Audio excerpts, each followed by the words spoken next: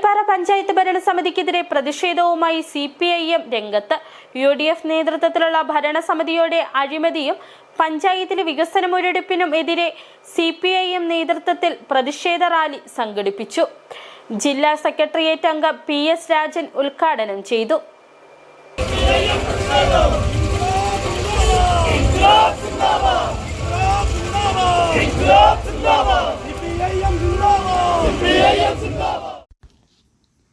UDF അധികാരത്തിലെത്തിയതു മുതൽ പഞ്ചായത്തിൽ വലിയ അഴിമതിയാണ് നടത്തുന്നതെന്ന ആരോപണമാണ് CPIM ഉന്നയിക്കുന്നത്.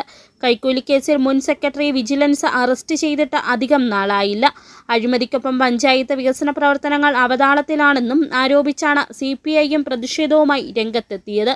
ഭരണസമിതി ഭിന്നത മൂലം വാർഷിക പദ്ധതികൾ യഥാസമയം ജില്ലാ പ്ലാനിംഗ് ബോർഡിന് നൽകാതെ ലഭിക്കേണ്ട ഫണ്ടും നഷ്ടപ്പെടുത്തി പട്ടികജാതി വികസന ഫണ്ടും ലാപ്സാക്കുന്ന സാഹചര്യമാണ്.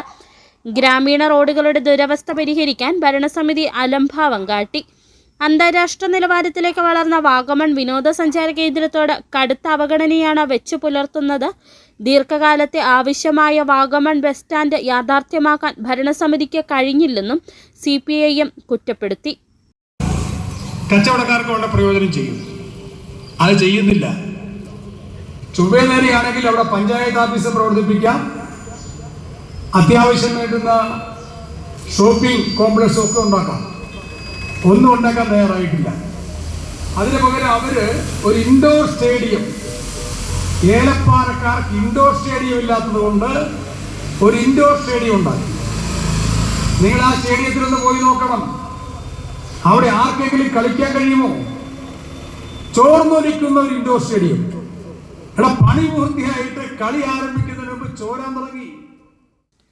പ്രതിഷേധ സമരത്തിൽ ആൻഡപ്പൻ N ജേക്കബ് അധ്യക്ഷത വഹിച്ചു. ജില്ലാ കമ്മിറ്റി അംഗം MJ വാവച്ചൻ, ഏരിയ കമ്മിറ്റി അംഗങ്ങളായ നിശാന്ത് ചന്ദ്രൻ, C Sylvester, NM Kushan, B Anoop, VP Suresh, local സെക്രട്ടറിമാരായ S അനിൽകുമാർ, റെജി സൈമൺ എന്നിവർ സംസാരിച്ചു.